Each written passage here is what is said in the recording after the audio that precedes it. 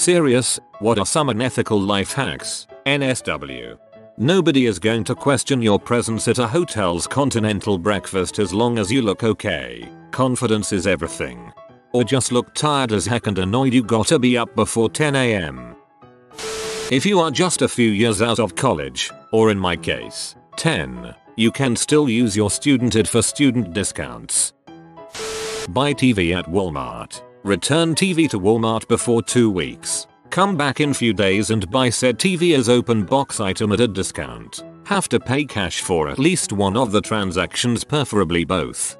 I've actually gotten away with a price match on my phone at a local store that matches with anyone, I mean anyone, and got like $250 worth of stuff for about $45. Edit. I use an app called Shop Savvy. You can get it on the iPhone App Store. Not sure about Android. Don't want to pay the Coinstar charge to cash your change? Unplug the Ethernet cord from the back of the machine, then feed your change in. You can make serious cash doing other people's homework for them. Whenever you go to buy a car, the sales guy will always give you that sheet that itemizes the charge and everything on it with the OTD price. That's the sheet that you sign when you agree on the price. What you do is take that sheet, tell them you'll need to think about this, do whatever you can, but take that sheet with you. Then, scan that sheet into your computer, OCR that crap, change the numbers around to something you want that is reasonable. Make sure your math is right, print it out, bring it to another dealership and negotiate from that fake invoice. As a former car salesman, I can tell you that this will work. The trick is getting out the door with that piece of paper in your hands. Applying for a new loan and have, troubled credit? Dispute the derogatory items with the 3 credit bureaus roughly 45 days before you apply for the loan. The disputed accounts are ignored by the major scoring algorithms, which will give you a boost. If nothing else, the negatives won't be dragging down the score. Eventually, the bad credit will reappear since your disputes will not succeed in getting the information removed from the credit bureau database. But, at least you got that loan. Don't tell them I told you. Edit. Well, this got some attention. For the record, yep, totally unethical. And, like many folks are saying, this is only going to work for lenders whose lending criteria, as far as credit is concerned, is solely predicated on the bureau score. For loans that are high dollar value like mortgages, the lenders are going to be quite a bit more thorough and will investigate credit history in more detail. The more sophisticated the lender, the more sophisticated the lending criteria and rules will be. Some lending systems may even flag the application for higher review just because disputes are found, specifically targeted at folks trying to use this hack. That said, there will be some places that this could work. One commenter mentioned being approved for an apartment after using this cheat. YMMV. As always, I'm just a guy on the internet. As an underwriter, at least for the bank I work at, which is a national bank, with our personal loans, we investigate all accounts that are in dispute or if they were in dispute in the past. This one isn't unethical, but if you go to Dunkin' Donuts about 30 minutes before closing time, they will give you all their leftover donuts if you ask. If you don't, they just throw them away. There are many fast food restaurants that will fire employees for doing this. I've heard in particular of a Burger King employee being sued for taking leftover food to a shelter instead of throwing it out. Have affairs with realtors. They have keys to empty houses all over town. Late to the show, but if you're ever in need, go into any hotel and tell the front desk that you stayed or visited there recently and left your sunglasses. Describe any generic style and you're sure to get a free pair of shades. Works with black umbrellas too. Charger, don't even need to tell them what it's for. They have a basket full that you can go through. A hard hat, safety vest, and white truck can give you access to most places. Ex-city work trucks work especially well if the city logo has been removed in a clean way. I parked everywhere in mine with the orange light on top. When you buy a laptop or desktop, buy a warranty that includes accidental damage. Near the end of the warranty term, run Linpack or Firmark and block the exhaust vent. Leave it like that for a few hours and you'll get irreparable hardware damage. File a warranty claim and get a new laptop. The best part is there's no evidence of hardware tampering because you never even opened the case. Learned from a homeless person on the bus. Put on your best suit, aka least disgusting suit, if you're a hobo. Show up at funeral homes and act like you knew the deceased. Have free cake. That right there is knowledge they don't teach in schools. Someone at work ordered a large shipment of Campbell's soup cans off Amazon so that he could have it for lunch every day. A few cans were dented, so we all joked he was going to get botulism, because he's the kind of guy that gets super nervous. He called Amazon to complain that he was worried about botulism. Boom. They resent the entire shipment, even though he told them only a few cans were dented. There was a lot of soup in the office after that. I don't think of this as unethical, but actually getting what you paid for. When your laser printer toner cartridge, $55 at Office Depot, gives a low toner warning, put a small piece of opaque tape over the sensor window on the side of the cartridge. You'll get a couple hundred more pages printed. Some printers even just have a keep printing B option buried in the settings. So I guess this subject ties into a life lesson my grandma taught my mom. Growing up, there has always been this big but artistic rendition of a map of South America hanging up on our wall. I guess the story of it was that it was originally at some gallery and my grandma just walks up to the goddamn wall, picks it off, and walks out calmly without hesitation. She told my mom that you could do anything as long as it looks like you know what you're doing and nobody will question it. Thankfully, I don't see this being nearly as effective in today's world. Download the crappy watermark low-res image that iStock gives for free. Upload that in Google's image-based search and find many people hosting the high-res.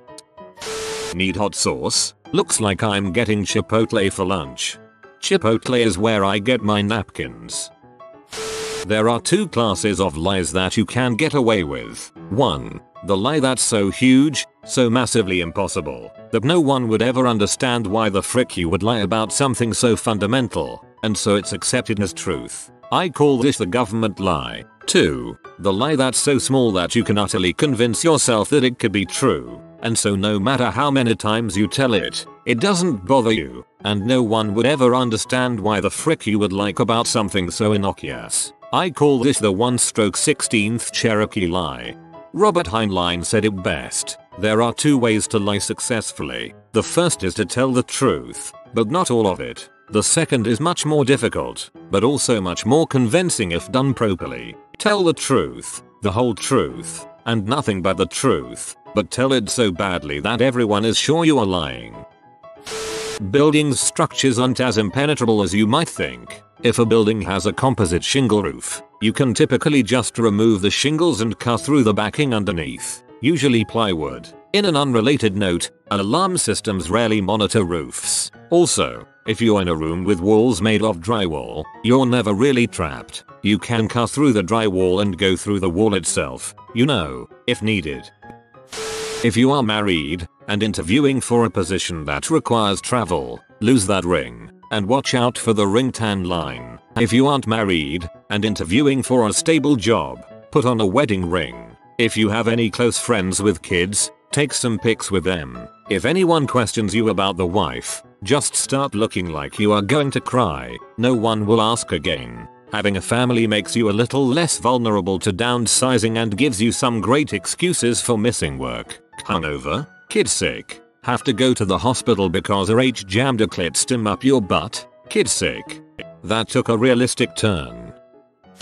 Stand near crowded concession stand at a stadium or something, like between two lines at the front. Keep looking into the back like you're waiting on something. At some point, someone goes, "What are you waiting on?" "Oh, just a couple of chicken tender baskets." 9 times out of 10, they'll be right back with a couple of chicken tender baskets. Can confirm. If it's busy, I'll be so stressy I'll assume I've forgotten. Or assume you're the friend, spouse, molester of someone who's paid and I've forgotten to serve. If you are still in high school, middle school, buy candy and snacks at your local dollar value store and then take them to school and sell them for 2 to 3 times what you paid for them. Most of these kids get their money from their parents daily and have no idea the value of what they are buying. Look for sale candies that are between 10-33 cents and name brand. Selling store brand Pop-Tarts as name brand Pop-Tarts can also work surprisingly well. I used to make about 10-15 bucks a day doing this back when I was in high school, and the teachers rarely care unless you are disrupting class by selling them. Alternatively, wait for your school to do one of those chip sale for X reason things where kids sign up to sell X amount of chips. Then sign up for that. Sell your first batch. Then proceed to refill said batch with the snack pack chip bags you can get at any Walmart or grocery store. This can range anywhere from a 100% to 200% profit depending on if your school marks up the price of each bag to secure their cut. It's only unethical if you consider supply and demand economics unethical. When I was in 9th grade, c. 1999, I used to sell printouts of Dragon Ball Z pictures, and not good ones. People would buy them constantly. On Craigslist or Armslist, or any other classified site, find an item you want, lowball the person from several different emails, then send them a reasonable, but still below asking value offer at them from your real email. After being lowballed all day, they'll jump at your real offer. If you are at a grocery store, go to the produce section, then take a grape and eat it. Everyone will think you are just testing the grapes, but really you just wanted a grape. I have been reading this for over an hour, and this made me laugh the hardest. Buying and returning things. It's amazing how lenient the return policies at various stores can be. In college, I bought a 55 inches LED TV from Sam's Club and kept it in my apartment for 3 months and then returned it at the end of the semester for full money back and no questions asked. Try travel hacking. You essentially sign up for credit cards that have big sign-up bonuses. For example, spend $3K in 3 months for 50,000 points worth at least $600. Don't use the card anymore, then cancel, or threaten to cancel the card in about 10-11 months before you have to pay the annual fee. I have a 750 plus credit score, 28 lines of credit, and I've racked up well over 1 million points worth $10K, $20K. I fly almost everywhere first class and stay in hotels for free. Going on 4 years doing this now. All of my free travel is subsidized by the idiots racking up credit card debt and late fees. I would love to hear more on this. I'm really interested how to go about this. Can't write a good job application or CV? Post a job advertisement on those free websites for a position in the area you are interested in entering. Have random people apply to your fake job advertisement and use those CVs to create a master CV for yourself. Pro tip, make sure you're comfortable delivering a job performance that your CV's stated skills and experience imply. There's no faster road to losing all credibility than having people suggest you lied on your resume. Source, I've seen this happen more than I would reasonably expect. If you live in a bigger city, you can eat a free lunch every day by going to hotel conference centers and registering for an event as press. Some will ask you for an ID, and you say you left it at home. Sorry, but I really am from the New York Times, Wall Street Journal, Washington Post. Try not to go to anything political, where they actually pay close attention to which journalists are covering. Just lower profile stuff. It costs them absolutely nothing to let you in, and you will have a success rate of more than 75%, and receive a 3-course lunch. Try to go around lunchtime obviously. Evening events are somewhat harder, probably because booze is served. Source, I'm a journo who forgets his ID all the time. Unethical Lifehacks.com. Some that stand out to me. Buy a $10 Visa gift card, spend the money, then use the card for anything that doesn't require immediate authorization. Have a crack in your windshield? Find a city truck and call the number on the back saying the truck flung rocks at you and cracked your window. They'll confirm the truck was where you said it was and bam, new window free. I had this actually happen to one of my windshields, and when I called the number for the truck they told me to frick right off in their own words. Use a self-checkout when you go to the grocery store. That big old porterhouse 4011. That expensive organic lettuce you want 4011. Cucumbers 4011. Tomatoes 4011. Everything is a 4011. Half of these life hacks are literally just steal something. Life hack. Lure Mr. Body into the library. Hit him over the head with a lead pipe. Take his wallet. Free wallet. Brooklyn style free parking goes as follows. Find someone with a traffic citation on their car window. Take it. Park wherever the heck you please. Put citation on your window. When patrol rolls through, it looks as if you've already been dealt with. For your information, many colleges don't care and will rock you with multiple. Put vodka in a mason jar or other crappy container. Put something into it to make it taste different and sell it as moonshine at triple price. Here is what I have done at places I have worked at. Say that your workplace has a TV or electronic device you would like to have. If you have the opportunity, you take it apart and disable it so that it won't turn on. Management will replace it and throw the old one in the trash where you can retrieve it and reconnect it so that it works. Always have a picture of babies, young children on your desk wallet and mention your youngsters in passing when engaging in casual work conversation. By doing this, you'll get all the advantages of an employee who has children. It not immediately being assumed that you're working holidays. Being able to leave early once in a while to pick up the kids from X. An easy conversation point when schmoozing with clients. And various other social benefits. Without actually having them. This trick can also be applied to carrying a pack of cigarettes on you because smokers are allowed at least 3-4 smoke breaks a day while non-smokers are afforded no such equivalent. Ethical version of that, keep pictures of small children in your wallet. Studies show that people are much more likely to return it if it gets lost or stolen. Need to move a large purchase or get a load of something across town and don't have a truck? Go to a used car lot. Find an appropriate truck for your needs. Tell the salesman you're interested in a test drive. Make sure you ask them if they have any problem with you taking it to your mechanic. That way, if they comment on how long it took, say your mechanic was backed up. Also, helps if you say your mechanic found something majorly wrong and are no longer interested in this truck, then leave. Before I bought a beta truck, I did this at least 3x a year to get a new fridge, help a friend move, get firewood, whatever I would need a truck for. Try to tell a few lies, but do it really poorly. Confess to being a terrible liar. Do this periodically for things that don't matter. Actual lies go undetected. Did this with my family unintentionally and now my parents always believe me. I'm surprised nobody said drugs. Honestly, want to sleep less? Be more focused? Whatever. There's a drug for it. Edit. I've gotten 50+ messages saying they aren't unethical. While I think some drug usage should not be illegal, for example using performance enhancing drugs in an athletic situation is unethical. Adderall. If there is a film crew shooting a commercial or feature anywhere in your town, find the craft services area with a catering truck in the morning. Ask if this is where talent can get food. It's an ignorant question. You might sound dumb, but you'll get free food.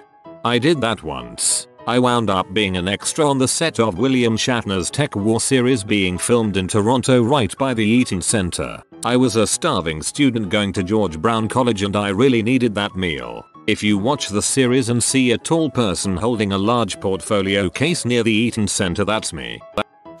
Something expensive that you can't afford to buy anew, that broke prematurely? Go to a store that sells it. Check their return policy. Buy item again. Saving receipt. Clean old item. Pack it and return it. Buy $100 of beer at Walmart or wherever. Hand friend receipt after you buy. Friend returns and fills shopping cart with exact same amount and type of beer. Friend heads straight for door and hands receipts to door greeter who is old and doesn't notice. Double your beer on beer run. Don't want to wait for your zone when boarding a flight? Tell them you have a peanut allergy and need to wipe down your seat. You will be one of the first people to board the plane. Always treat your boss as an equal rather than a superior. This isn't strictly unethical, but there was an article about how people from privileged backgrounds end up treating their superiors as equal with the idea that one day they will eventually end up in their role. Seniors will begin to notice the guy that speaks his mind and engages with them on their level rather than his quiet, unassuming colleague. The rich kid has a lot less to lose by pee off some seniors than say the kid from an underprivileged background, who would try not to rock the boat, but consequently risks going unnoticed. When it comes time to pick between the two, they are much more likely to go for somebody that appears at least outwardly confident. NB. Accept no responsibility for when keeping it real goes wrong type scenarios. Want to play all the most recent games but don't want to buy them? It's GameStop policy to allow you to return any used game. that you bought from them used, up to 7 days after purchase. Wait a week or 2 for a game to show up on the used games section and buy it. Play it for a few days, return it. If you are new to the channel, you can subscribe. I publish new videos every day. Until then, check another video.